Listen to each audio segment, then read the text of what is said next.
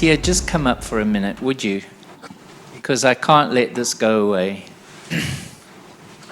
Because you really got to a very low point in your life.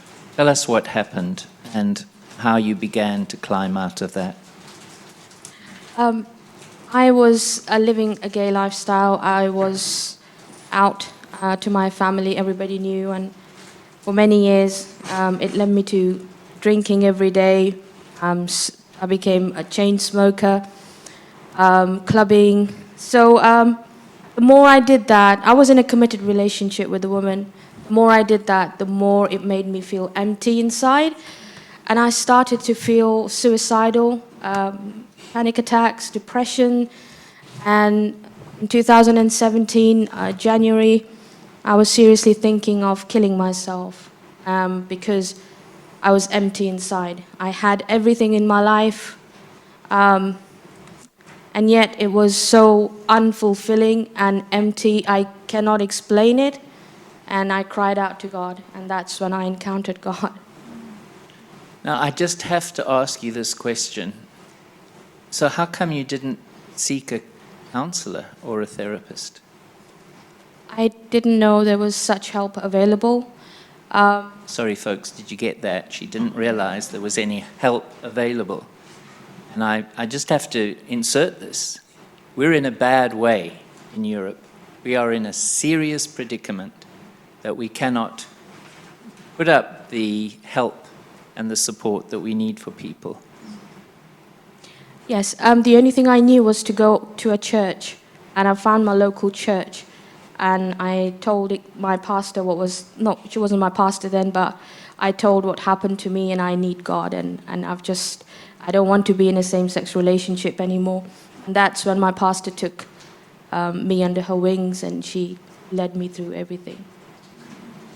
You're so precious, Tia, and you do us proud. Thank you so much for the work that you're doing in X Out Loud. We've had Professor Carolyn Pela patiently waiting. She wasn't able to be with us. She couldn't take the time. Unfortunately, she's just been with us in Hungary. But she is going to join us online, and she has been involved in some longitudinal research which has now been published and has a particular bearing in terms of the ideas of change and well-being. There she is. Carolyn, you're very welcome. Thank you so much for being here today. We hope we're going to see a big picture of you at some point. We're seeing a little one right now, but you're so welcome, and thank you for taking the time. Thank you. Thank you for the introduction. And I like it that you see just a little picture of me. So let's just keep it that way. I'm so pleased to have this opportunity to share about the study and about some of the background of the study that I think is particularly pertinent to this symposium. I'll be presenting some information from the study. We conducted the study demonstrating that safety is safe. The study is titled Sexual Attraction, Fluidity, and Well-Being in Men, a Therapeutic Outcome Study. And I co-authored it with Dr. Philip Sutton. I'll be focusing in particular on the portion of the study examining well-being as it pertains closely to the theme of this symposium. If you're curious about additional information from the study, you can access it on the Journal of Human Sexuality's website, free. So it's readily available, and I'll be referring to it later on. And again, not in complete detail. So you can, if you want the details, you can find it there. So on my title slide here, you might be curious about this term that we use to describe what goes on in therapy. We have rejected the language that is being used and used as a term for what is happening in therapy.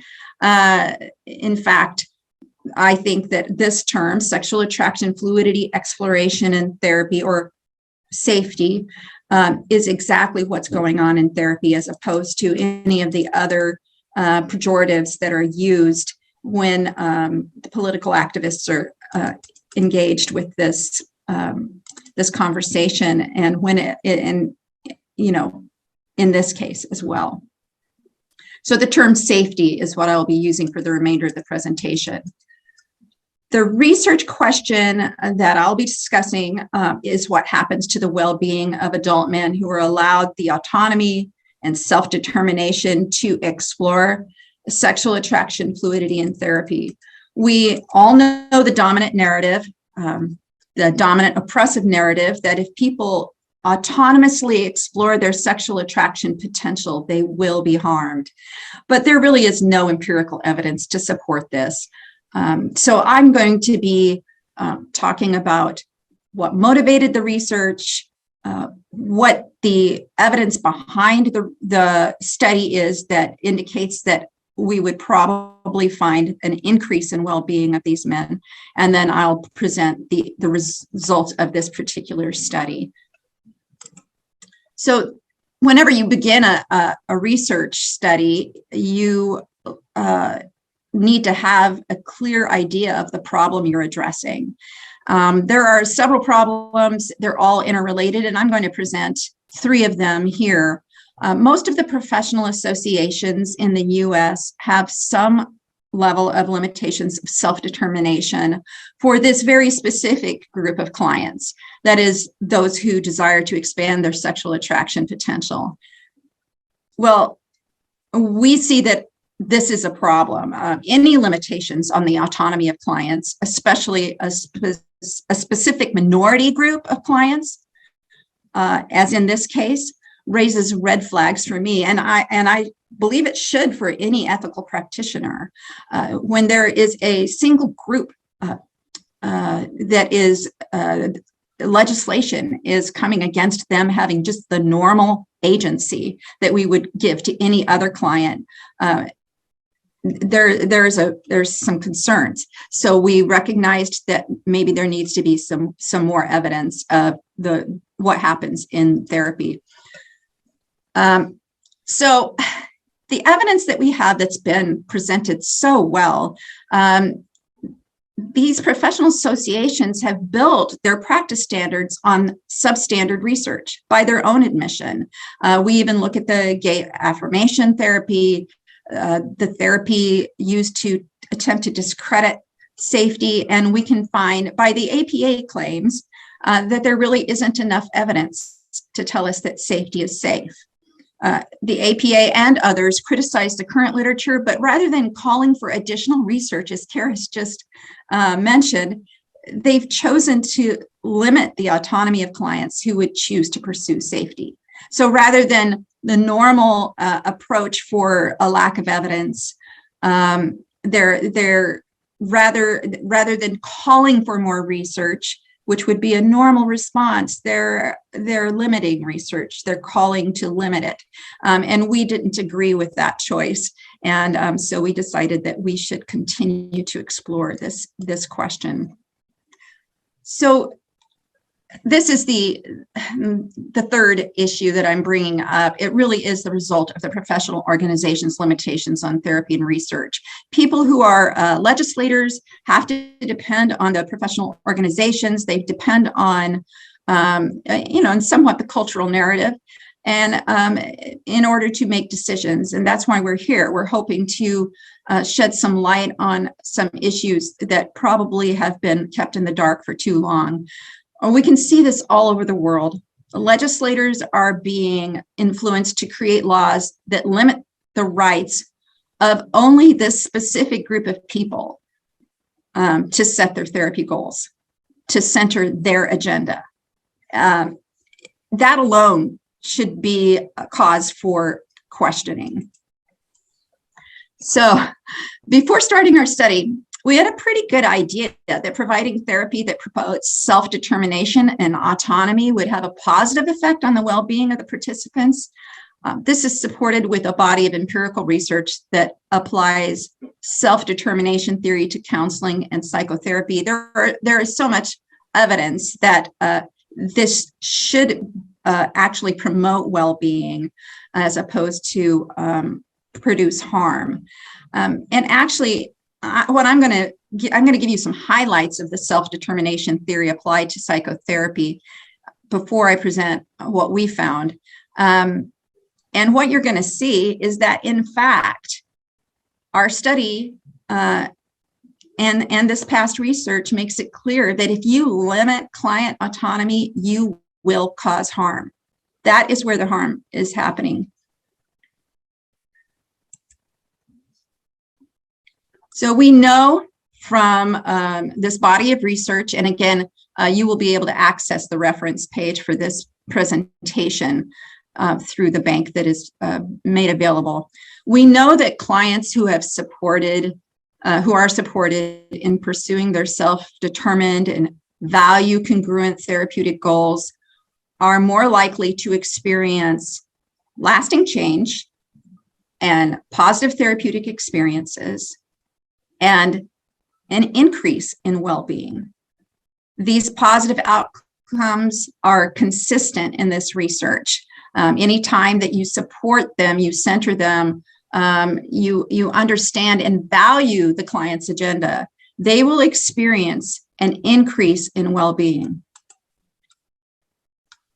When the therapeutic goals are related to establishing congruence with core identity, with core values, the need for autonomy is increased. Privileging the client's agenda and protection of their freedom to self-regulate is at the heart of safety. That is what it's about. That is why it's so important for us to understand that if we limit these efforts for these people to set their own agenda in therapy, we are going to cause harm. Privileging the client's agenda and protecting their freedom is what we have to do. So client self-determination in psychotherapy is dependent on the therapist's support of autonomy.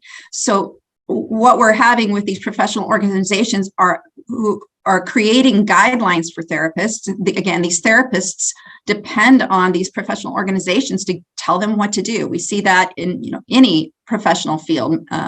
Medical organizations are struggling with that right now. Doctors are trying to get information from their medical organizations about how to respond to the pandemic. We see this where there's no time. We're in the clinicians are in the therapy room, depending on these outside organizations to give them some good guidance. Well, when the guidance is not centering the client's agenda, that's a problem.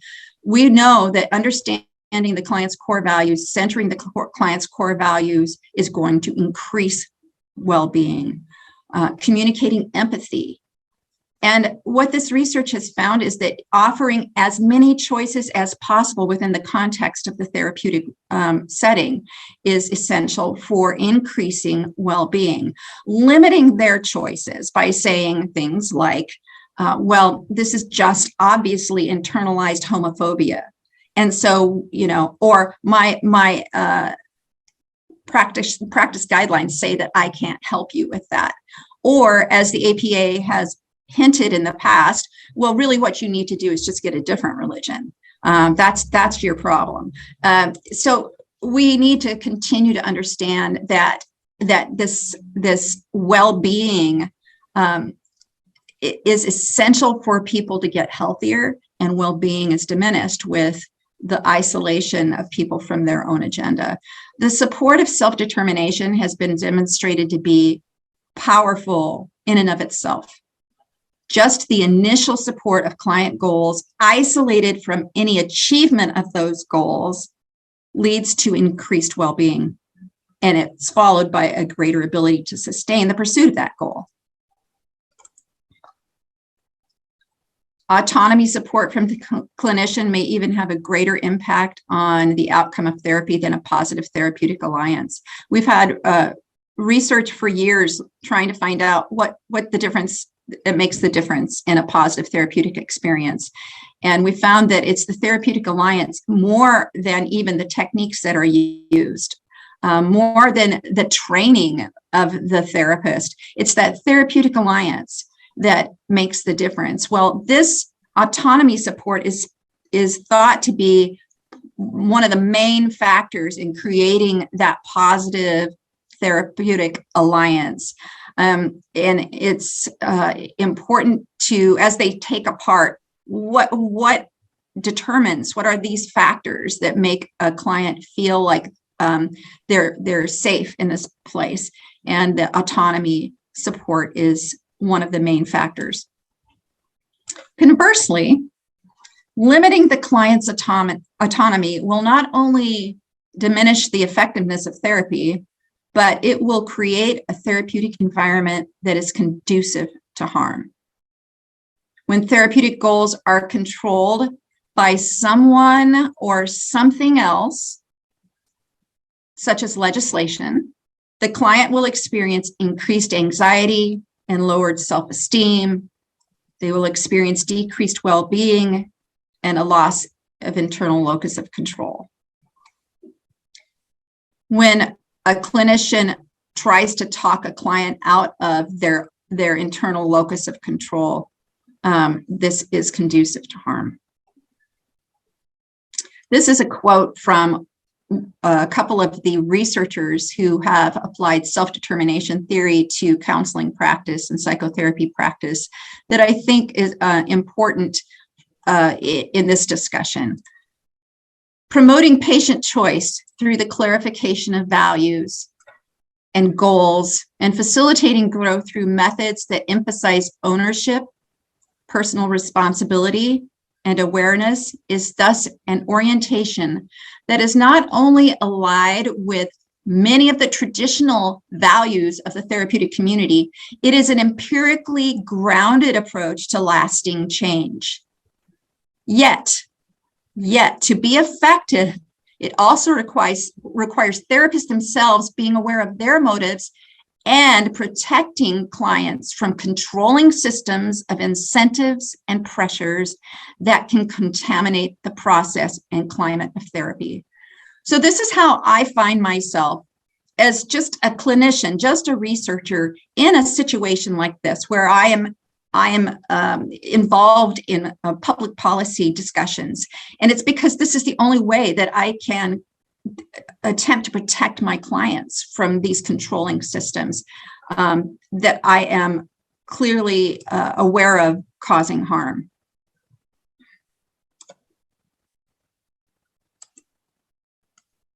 So you might be confused at this point. After all, isn't there research that demonstrates that safety is harmful? Of course, you've been hearing about this all day, so I won't go into too much detail of this, but I do want to highlight some things that are very appropriate for presenting before I show you what I found in our study. There are problems specific to research attempting to discredit safety. Many, if not most, of the research reporting outcomes for individuals exploring sexual attraction fluidity include investigations of the effects of non-psychotherapeutic experiences. Not that there's any problem, I'm not asking you to dismiss those, but the problem is that these studies are on non-psychotherapeutic experiences such as support groups, religious and educational interventions, and they're often quite clear that they're not about psychotherapy. These studies are, I don't know if the Blosnick et al. 2020 study has been mentioned yet today, but they come right out and say 81% of the participants in their study took part exclusively in religiously mediated interventions, not psychotherapy. And yet the study is used to published as if the results represent the results of psychotherapy. So we have this continued theme. Most studies combine measures of psychotherapy and non-psychotherapy. Many studies are representing these results, and they're being published as if they represent psychotherapy outcomes. So this is an interesting phenomenon. The studies are often about interventions, or at least that's what they're attempting to report, is about interventions. But these interventions that we hear about are interventions, historically harmful techniques, such as recovered memory, aversion techniques, rebirthing, misuse of electroconvulsive therapy. All of these have been long discredited. They are not used in therapy. We already have legislation against harmful practices in therapy, so there's no need for that. But there's this hint that that's what this therapy is about. And in fact, really what the legislation is about is not about these techniques. These techniques are already taken care of. We already have practice guidelines around there. No one is confused about that. These legislative efforts are actually about the treatment goals, limiting the autonomy and self-determination of people.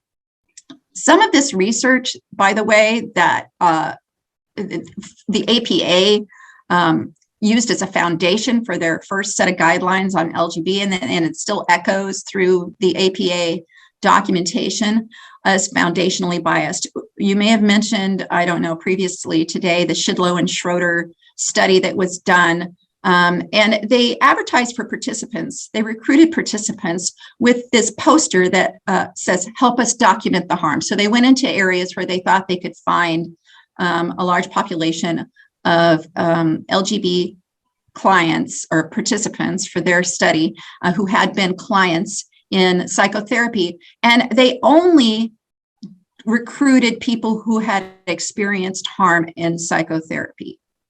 And then that was represented as, well, this is harmful. And you know, my freshman research methods students could see the flaw in this, but this was published. This was used as part of the informants of guidelines. Virtually all safety research is retrospective, and not that there's a problem with retrospective research. Virtually all of it is qualitative in terms of the safety research that's specifically about what happens with safety. And again, those are good ways to ask these questions and explore them, but some of them are based on decades old memories. So retrospective means that you ask people to look back and, you know, tell you what happened to them 30, 40, maybe 50 years ago now. And then this is good information, but you shouldn't be creating clinical guidelines on this type of research. And that is just what has been happening. So this leads me to talking about the study that we conducted. And this is the big question that we're talking about today: is safety safe?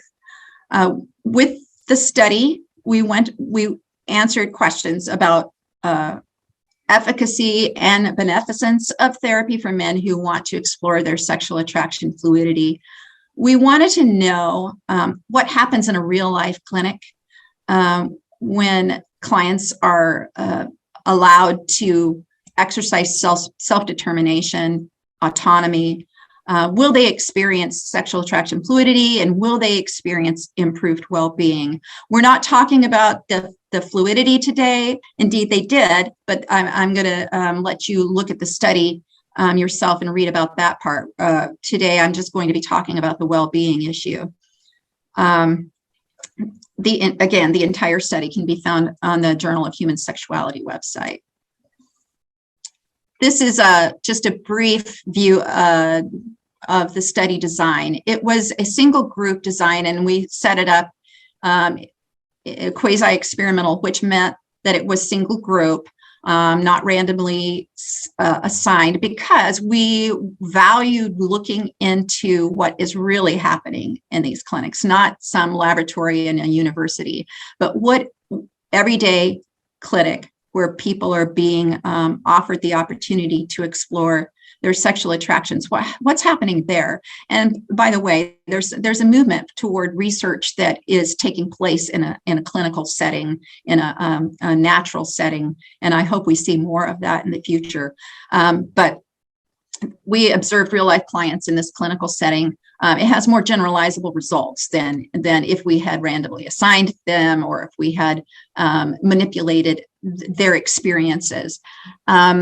We measured the clients over a period of time. Each participant was measured for 2 years on their well-being and their sexual attraction fluidity. And it was prospective, I would say that it is the first of this type of study where we are looking at the people in real time, and we're measuring in real time as opposed to asking them to look back, and we're gathering empirical evidence of what happens. So we asked for permission to recruit participants from new clients at a couple of clinics in California. The researchers, I was not affiliated with these clinics in any way. I wasn't an employee, a contractor. I just wanted to be a fly on the wall. The intent of the design was to allow observation of real life client experiences in a clinical setting. And so we received this permission. We recruited male adults reporting same-sex attraction experiences and a desire to explore their sexual attraction fluidity. They were given all of the opportunity to participate in the study or not participate in the study that we would in any other setting. Potential participants were assured that their participation in the study or even declining to participate would have no impact on their clinical services. So there were separate consent forms for their clinical services and the research. We had a research assistant who was embedded at the clinics that helped us with this process, able to explain the study and answer any questions one-on-one. So these folks that we recruited looked like this. There were 75 men. 69% of them were 18 to 35 years old. So we did have some men all the way up into their 70s, but maybe one or two. Most of the men were young men. 57% of them were Roman Catholic. 66% attended religious services at least one time a week. 24% a few times per week, and 25% were not religious or perhaps atheists. We had some those who claimed to be atheists. And then the last point is 83% of them were white. But in regard to the religiosity of this group, there are folks who have said, well, gosh, these people are really religious. This is not very generalizable. But we would argue that, no, these are actually the people that are showing up. So these are the people that are asking for help, assistance to explore their sexual attraction fluidity. So these are the folks that you see doing that. And it would make sense that people who have a core set of values, that their core identity is based on their relationship to God, and that's who they are, that those would be the people who would want to have everything in alignment with that and would seek help with that. Here are some of the reasons that they wanted to explore their potential toward opposite sex attraction. In particular, this is what they were hoping for, is to grow their opposite sex attraction. 37% said it was because they wanted to marry a woman. They wanted a traditional family. They wanted to get married and have children, and 30% cited religious reasons. 23% was a combination, including those two, the previous two, and a desire to improve their psychological well-being, a quest for value congruency. And then we hear a lot about this 7% and 3% as if they're the majority. Now, I'm not sure if these people would really fall into, being coerced or feeling coerced, but they could. These might be people who are like, yeah, I'm feeling a lot of pressure. This 10% of people, they could be in therapy for because they feel like some external pressure. But the other 90% of the folks in this group had intrinsic desires to explore this.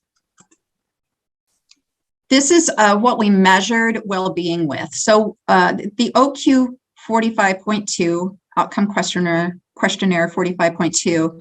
It's a 45 question instrument administered through an online testing center. It's very quick and easy to administer. It's norm reference. It detects changes even in short-term therapy. So even we can tell, like, it's meant to be used on a weekly therapy session by therapy session basis. It has good reliability, validity. It's been used internationally. It measures improvement and deterioration within three client functions: psychological, interpersonal, and social. The scores are the higher the score, the more distress, and the lower the score, the lower the distress. So, and following the recommendations of the instrument publishers, we used for our study results the first and the last measurements, even though we were taking measurements all along. So this is a question that people ask a lot. What happened in therapy? What was the intervention? And so the clinicians who provided these services used reintegrative therapy, RT. It's described as a specific combination of evidence-based mainstream treatment interventions for trauma and addiction. So it includes things like EMDR, mindful self-compassion, and other trauma therapies that are coming out. And it emphasizes, one of the things that RT is noted for is its emphasis on the client's self-determination and autonomy, supporting safety. While the standard RT treatment protocol was designed for treating trauma and addictions, therapists at these clinics report observations of this co-occurring reduction and in same-sex attraction experiences in some men and increase in opposite-sex attractions. This took place, as I said, in these real-life clinics, and so the time in treatment varied. It was just whatever wouldn't be normally their treatment protocol, their treatment length was whatever was appropriate for that client, as opposed to in a laboratory setting where they would be receiving this many sessions and everyone would have the same experience. So here are the results. We did a t-test, performed a t-test to find the difference between the pre-test score and the post-test score. And we found a statistically significant difference. So remember, the higher the score, the more the distress, the lower the score, the greater the well-being. So when these folks left therapy, they were clearly statistically significantly improved in their well-being with a large effect size. And further, the pre-test and post-test difference was 16.71. So 16.71 points. This exceeded the OQ 45.2 reliable change index of 14 points, the RCI, the reliable change index. A change that is equal to or greater than the reliable change index of any given instrument indicates that the change is a true change in the client's clinical condition and that it is probably a lasting change. Additionally, the post-test mean of 54.56 was well below the OQ 45.2 clinical cutoff level of 63 points. In other words, anything at 63 points and above indicates that these people need help, that they're experiencing such distress that they need clinical intervention, they need psychotherapy. Well, by the time they left, you can see they were well below that. All of these findings indicate both a statistically significant and a clinically significant change in the well-being scores of these participants. And safety results in a remarkable improvement in well-being for men who are seeking sexual attraction fluidity. Therapeutic choice results in improved well-being. Thank you. Hi, Carolyn. It's Christopher. Hi, Good to Christopher. see you. You're looking brighter than I am. But I wonder if you wanted to tell us just a little bit about the backstory about trying to get this published. Would that be too traumatic for you? Just I think people would find that very interesting. Right, and I kind of lost track of how many journals we submitted it to, but it was kind of the same process with each submission, where we would submit it and we would get some feedback, either with, well, if you do these changes, we'll consider it again. You may resubmit, and so the reviewers would have comments like, well, this design is not perfect, basically. Well, there's nothing we can do about that. That's a done deal. So we can't rewrite anything on that. But interestingly, the design was, the first empirical perspective design that had been out there. So compared to other research on this topic, it was what we thought was a little bit of an improvement, at least. So that was interesting. And then we would go through this process, and then we go to another journal or another set of reviewers, and they would give us the exact opposite feedback. In other words, change your article back to where it was in the beginning. They didn't know what the other people had said. So in other words, and it just kept going around and around and around until I finally realized, this is not going to happen. And we would have a couple of editors who said,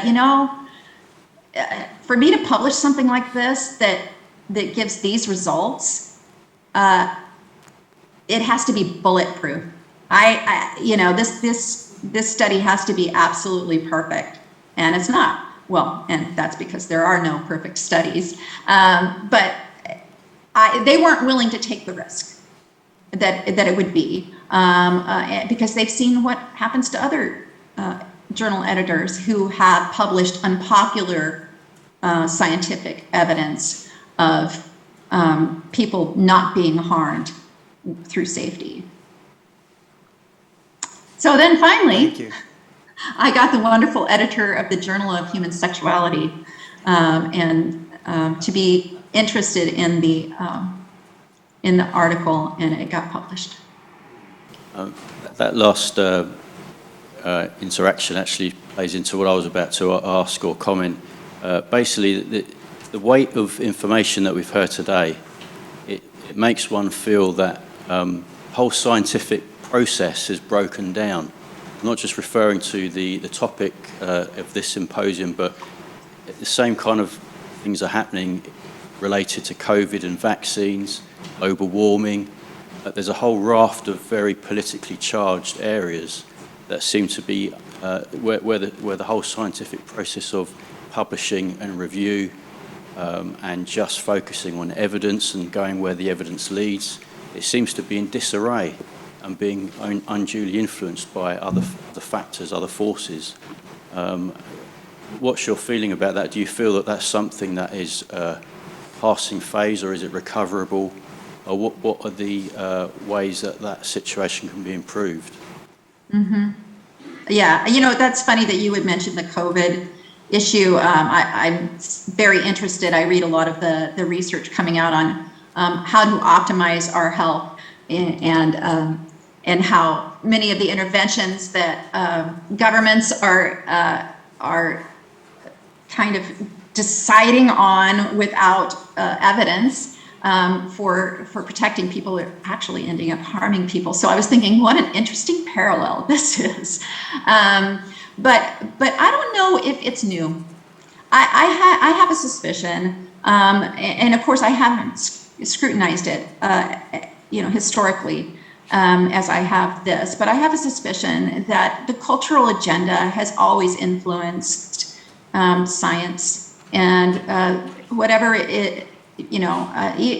cultural agenda influences practice in therapy. It influences practice in medicine. I don't know if it's new. I do think it's probably more blatant and more in your face than it ever has been. I mean, they're not even trying to be tricky. It's pretty evident, though, that it's gone on for a long time, and it's one of the things that we see when we study research methods, and that there are so many flaws in the process, and the cultural agenda certainly is privileged above science very frequently. Thank you. That's very helpful. Thank you, Carolyn. Well done. Sure. And we're very proud of the work that you've done. And Carolyn is also an executive member of the IFTCC. So thank you for your interest, Carolyn, Yes. and for the work that you do. Goodbye. Thank you.